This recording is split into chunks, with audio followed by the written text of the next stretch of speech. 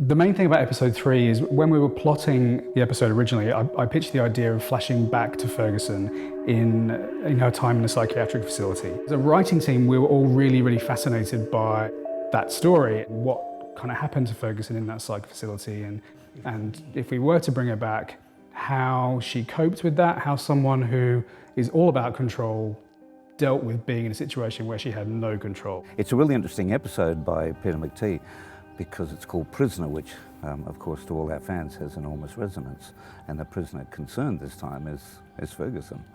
We thought, wouldn't it be amazing and delicious if we could bring Ferguson back in as a prisoner? And I'm getting chills just kind of talking about it because it's such a crazy idea, but fantastic if you can kind of pull it off. And just to see Ferguson coming into the prison as a prisoner, seeing Ferguson in teal is such a bizarre, shocking sight.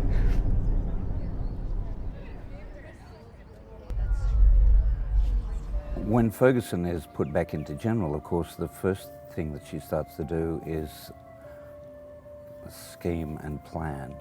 And part of that is to actually try and get the protection of Kaz and her crew.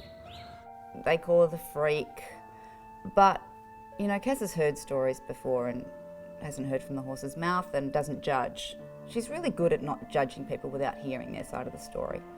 It's one thing I love about her. So I think when Ferguson gets there, she's like, well, you know, she's here, I got no beef, we don't know her, let's get to know her and we'll, you know, start anew and take it from here.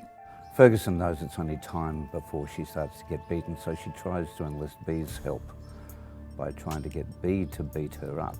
That's a win-win situation for both of them. But it's Juice and her crew that get in, and in a very horrific scene, Ferguson is beaten very cruelly, but manages to use that as an opportunity to insinuate herself into Kaz's protection. Ferguson's relationship with Kaz is really interesting because right now, for episode 3, all she's really doing is using Kaz. She has no feelings for Kaz whatsoever. She just wants to get what she can out of her, and what Ferguson needs right now is protection. And she does that by manipulating Kaz. By the end of episode 3, there has been a significant shift in Kaz's view and feeling for Joan. She has been the victim of a horrific ganging, and Kaz's past reminds her that this is something that she doesn't ever want to see a woman go through. This woman needs to be protected from whoever did this.